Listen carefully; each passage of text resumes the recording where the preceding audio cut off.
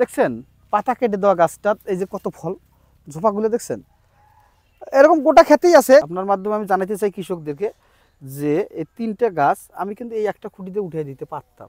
হ্যাঁ, তা সেক্ষেত্রে কিন্তু গাছটার গ্রোথ কম হতো।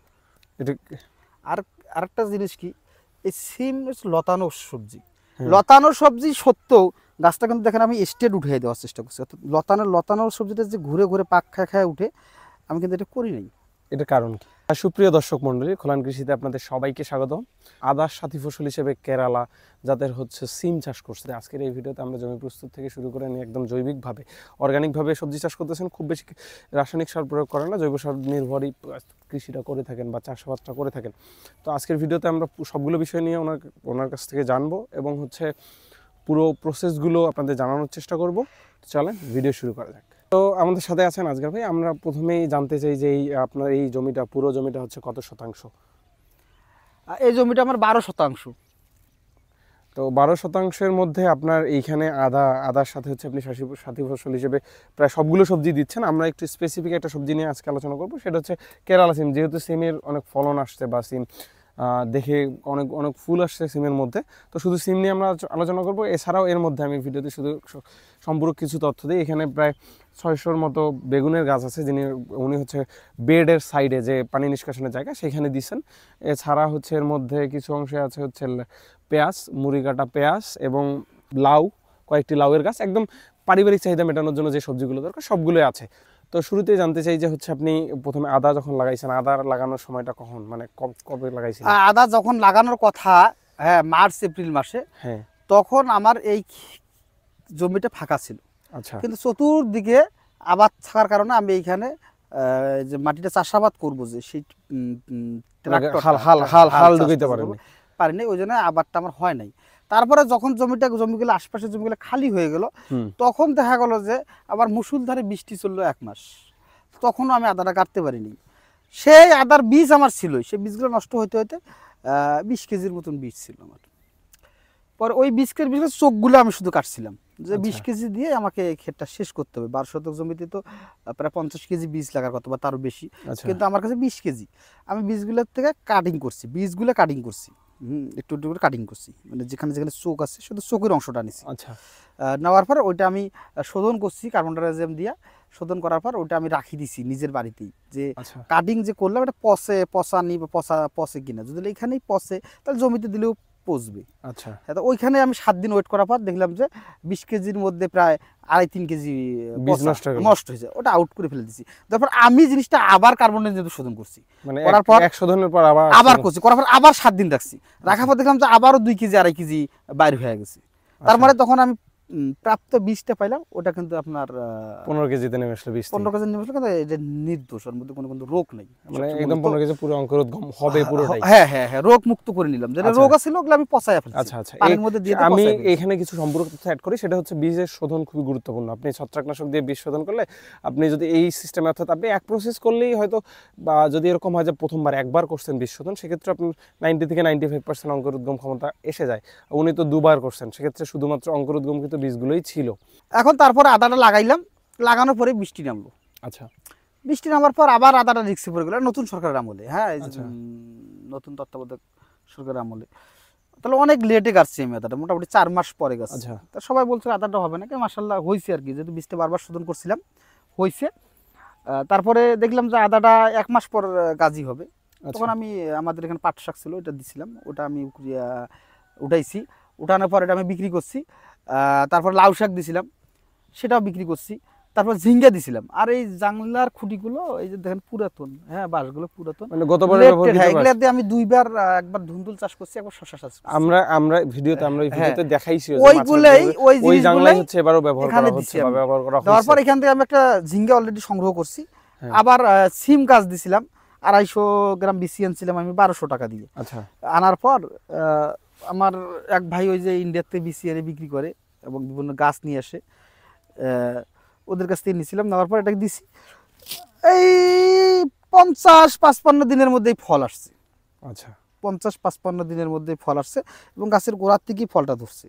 এই গাছের আমি যেটা লক্ষ্য করছি, পাতা কেটে দিতে হয়, পুরান পাতাগুলো সব ছিঁড়ে দেয়, তাহলে এই খাদ্যটা এই ফলটা টানে এবং ফলটা পোকাও কম হয়। তখন এই ফলটা তাড়াতাড়ি এক সাইজ হয় এবং বড় হয়। এটা আপনার প্র্যাকটিক্যাল এই যে এই জায়গাটা আপনি লক্ষ্য করে দেখতে পারেন, এই জায়গাটার পাতা আমি কাটি দেখছেন, পাতা কেটে দেওয়া গাছটা এই যে কত ফল ঝোপাগুলো দেখছেন, এরকম গোটা খেতেই আছে, গোটা খেতেই আছে আপনারা দেখতে পারবেন। আচ্ছা, কিন্তু আমরা এখান পাতাটা থেকে কেটে দিলে এই শোষক পাতা এই পোকাগুলো মনে হয় কম হয়, হওয়ার কারণে ফলের বাড়ন্তটা একসাথে হয়। এটা আপনার এক্সপেরিমেন্ট, মানে একদম বইয়ের ভাষা বা ইয়ার ভাষায় কথা না, উনি এক্সপেরিমেন্ট, যেহেতু উনি প্র্যাকটিক্যাল চাষী। আর যে কোনো গাছের আমি শাখা পোশাকা রাখি না, শাখা পোশাকা রাখেন না?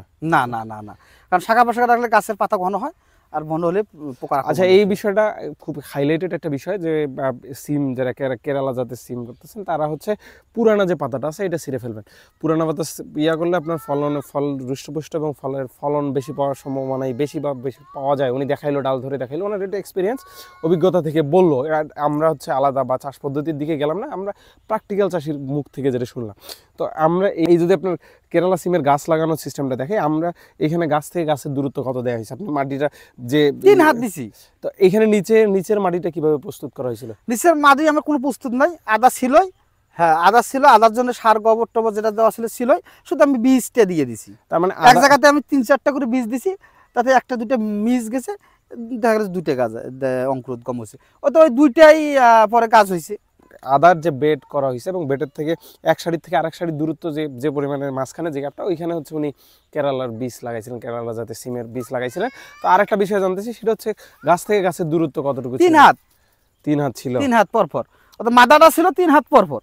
আচ্ছা, এই যে মাদা, এই যে মাদা, আর এই যে মাদা, এই যে মাদা, এই যে মাদা, এই যে মাদা, আর একটা ওই যে মাদা, মানে 4.5 ফিট। 3 হাত যদি ধরি আমরা, 4.5 ফিট, 4.5 ফিট থেকে 5 ফিট গাছ থেকে। ওটা 3 হাতের কম আছে, আর বেড 3 হাত আছে। এইখানে হচ্ছে আপনার আদার বেড কতটুকু করা আছে? এটা 5 ফিট। আদার বেড 5 ফিট। তারপরে হচ্ছে আপনার লম্বি গাছ থেকে গাছের দূরত্ব এই পাশেও 5 ফিট, এই পাশেও 5 ফিট আছে। নিচের মাটি প্রস্তুতের বিষয়টা হচ্ছে আপনার যে বীজটা ছিল ইয়ার আদা লাগানোর সময় যেভাবে জমি প্রস্তুত করা হয়েছিল জৈব সার প্রয়োগে, সেইভাবেই ওই মাটিতেই লাগানো হয়েছে। এবং এই গাছটা হচ্ছে কত মাসের ফসল বা কত মাস পর ফলন? 7 মাস ফসল দিবে, কিন্তু ফসল 2 মাস পরেই ধরে। মানে 7 মাস পর্যন্ত আপনি এই সিমের ফলন পাবেন। এবং এটা হচ্ছে লাগানোর 2 মাসের মধ্যে, 60 দিনের মধ্যে হচ্ছে প্রথম ফসল হারভেস্ট করা যায়। তো এই গাছের বেসিক কোনো পরিচর্যা আপনার করা হয়েছে কিনা, বা যে বিষয়গুলো মনে হয়েছে যে এই রোগগুলো হচ্ছে বেশি আক্রমণ করতেছে, এরকম কিছু আছে কিনা? যদি না না না না না, এখানে আমি শুধু ওই যে মাঝে মাঝে ওষুধ দেই, ওই যে ফল ছিদ্রকারী পোকার জন্য অ্যামামেকটিন বেনজয়েড। আচ্ছা, ফল ছিদ্রকারী, এটা একটু হাইলাইটেড যেহেতু একটা বিষয়, যে ফল যে ছিদ্র করে বা ফলের অংশ খেয়ে ফেলে, সেই পোকার জন্য কি বললেন এটাকে? গ্রুপটার নাম বলি, কারণ 100টার মতো কোম্পানি আছে, সবার তো আলাদা আলাদা ওষুধ আছে। অ্যামামেকটিন বেনজয়েড, হ্যাঁ অ্যামামেকটিন বেনজয়েড ওষুধ আপনারা হচ্ছে গ্রুপের ওষুধ, হ্যাঁ ফল ছিদ্র করে। আর সাথে এটা হচ্ছে যে কোনো গ্রুপের আপনি নিতে পারেন, এই ওষুধটা হচ্ছে এটাই। তো এটা ওষুধ আপনারা দিতে পারেন। এটা কয়বার স্প্রে করতে হবে? এটা যদি দেখা যায় ফুল ফল যথেষ্ট আছে, আচ্ছা, তাহলে সপ্তাহে 1 দিন দেব। সপ্তাহে 1 দিন। এটা আসলে নির্ভর করবে পোকার আক্রমণ হইছে কতটুকু, সেটা যদি আপনার দেখা যায়। দেওয়া লাগবে। আচ্ছা, দেওয়া লাগবে। এর মধ্যে যে না হলে ফুল ঝরে যায়, এর জন্য আমরা ওই যে ছত্রাকনাশক হিসেবে নাটিবো দেই। ছত্রাকনাশক? হ্যাঁ, নাটিবো দেই। ফুল ধরে যাওয়ার মানে ফুল আসার পরে হচ্ছে একবার ছত্রাকনাশক। আর এই ক্ষেতটার মধ্যে যে অনেক সময় জাপ পোকা ধরে, এই পোকা ধরে, এই জন্য একটা গন্ধযুক্ত 55 ইসির যে ওষুধগুলো আছে, যেমন এসিমিক্স, সাইকন, আরো বিভিন্ন কোম্পানির আছে। এটা আসলে কাজ কি করে? ওটা গন্ধযুক্ত, ওটা ওই যে পোকা যাতে না আসে। হ্যাঁ হ্যাঁ হ্যাঁ, মানে ছোট ছোট যে কিরা পোকা, জাপ পোকা, এ পোকা, সে পোকা, ছিদ্রকারী পোকা, এগুলো সবগুলোর মোটামুটি কাজ, ওটা ভালো বিষ। আচ্ছা, তো ফুল আসার পর হচ্ছে ছত্রাকনাশক, এরপর আপনি উনি যেটা বললো যে হচ্ছে একটা গন্ধযুক্ত বিষ প্রয়োগ। আর একটা জিনিস লক্ষ্য রাখতে হবে, আপনি দেখেন যে এখানে আমার 3টে গাছ, হ্যাঁ এখানে একটা গাছ, 2টা গাছ, 3টা গাছ। হ্যাঁ, আপনার মাধ্যমে আমি জানাতে চাই কৃষকদেরকে যে এই 3টে গাছ আমি কিন্তু এই একটা খুঁটিতে উঠিয়ে দিতে পারতাম। হ্যাঁ, তা সেক্ষেত্রে কিন্তু গাছটার গ্রোথ কম হতো। আর আরেকটা জিনিস কি, এই সিম লতানো সবজি, লতানো সবজি সত্ত্বেও গাছটা কিন্তু দেখেন আমি স্টেট উঠিয়ে দেওয়ার চেষ্টা করছি। অর্থাৎ লতানোর সবজিটা যে ঘুরে ঘুরে পাক খায় উঠে, আমি কিন্তু এটা করি নাই। এটার কারণ কি?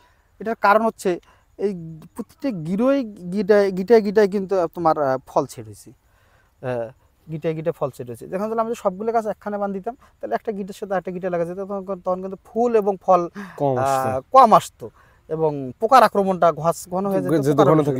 আমি একটা কঞ্চি দিয়ে আর একটা গাছ তুলে দিছি, হ্যাঁ একটা দিনের মধ্যে আমাদের 4-5 ঘন্টা সময় নষ্ট হয়েছে। কিন্তু এর জন্য কি হচ্ছে, গাছটাকে আমি আমার ইচ্ছে মতন নিয়ে গেছি। এখানকার গাছটা আমি এইখানে ফাঁকা ছিল, এখানে নিয়ে ঢুকাই দিছি। এখানকার গাছটা ওইখানে ফাঁকা ছিল, ওইখানে নিয়ে ঢুকাই দিছি। অর্থাৎ যার যার প্লেস মতো আমি গাছটা নিয়ে গেছি। আচ্ছা, তো লতানো উদ্ভিদের ক্ষেত্রে এটা খুব গুরুত্বপূর্ণ যে গাছ বা ডাল বেশি হলে পোকার আক্রমণ স্বাভাবিকভাবে বেশি ঘটতে পারে। তো উনি যেটা হাইলাইটেড করলেন এটা খুবই গুরুত্বপূর্ণ বিষয়, উনি ওনার এক্সপিরিয়েন্স থেকে বললেন। তো এই সব বিষয়গুলো আপনাদের জানা উচিত। তো এখন হচ্ছে আমরা কথা বলবো, আমরা মোটামুটি পুরো চাষ পদ্ধতি জানলাম কীভাবে করছে উনি, একদম জৈবিকভাবে কীভাবে করছেন। এবার জানবো চাষ পরবর্তী সময় হচ্ছে প্রথম হারভেস্টে। এখন হচ্ছে এই আপনার কেরালা সিমের বাজার ব্যবস্থাপনা কীরকম? বাজার ব্যবস্থা 220-30 টাকা করে বিক্রি হয়েছে, আমি পাই নাই ভাই প্রথমের দিকে। হ্যাঁ আমি পাই নাই, কারণ আপনাকে বললাম যে আমি বেশি দিন আগে লাগাই নাই, রোপণ করি নাই। তো এখন আমি যেটা পাচ্ছি 90 টাকা কেজি, 100 টাকা কেজি, 80 টাকা কেজি এরকম কেজি এখন বিক্রি হচ্ছে। আর যেহেতু মাশাআল্লাহ ফলন ভালো, পোষায়। আচ্ছা, তো আপনি প্রথম হারভেস্টে কতটুকু আসছিল 12 শতকের মধ্যে? প্রথম 3 কেজি, আচ্ছা, তারপরে 6 কেজি, গতকালকে মনে হয় আরেকবার 10 কেজি হয়েছে, এখন খেতে 15-16 কেজি আছে। মানে এইভাবে আসলে ফলনটা বাড়তেছে দিনের পর দিন। তো সেক্ষেত্রে মোটামুটি ভালোই ফলন পাওয়া সম্ভব যদি 12 শতকে হিসাব করেন। যে অক্টোবর থেকে শুরু হয়েছে, হ্যাঁ, অক্টোবর, নভেম্বর, ডিসেম্বর, জানুয়ারি, ফেব্রুয়ারি, মার্চ, এপ্রিল, এই পর্যন্ত হারভেস্ট 7 মাস হারভেস্ট হবে। তো এর মধ্যে আপনি আবার জানলার মধ্যে যেহেতু আছে, আপনি নিচে চাইলে যে সবজিগুলোর ক্ষেত্রে হচ্ছে ছায়াযুক্ত স্থানে হয় সেগুলো আপনি আবার রোপণ করে দিতে পারেন। তার মধ্যে কি দেওয়া যেতে পারে? কচু দেওয়া যাবে, আচ্ছা, হলুদ দেওয়া যাবে। সামনে কচুর সিজন, সেক্ষেত্রে আপনি কচু দিতে পারেন, এখানে হলুদ দিতে পারেন। কারণ মুখে কিছু চাহিদা বেশি, 80 টাকা 70 টাকা কেজি। হ্যাঁ, তো মোটামুটি আজকের ভিডিওটা এই পর্যন্তই। দেখা হবে নতুন কোনো ভিডিওতে। আপনাদের কোনো জানার থাকলে আপনারা কমেন্টে অবশ্যই জানাবেন, আমরা রিপ্লাই দেওয়ার চেষ্টা করবো ইনশাল্লাহ। দেখা হবে নতুন কোনো ভিডিওতে। আল্লাহ হাফেজ।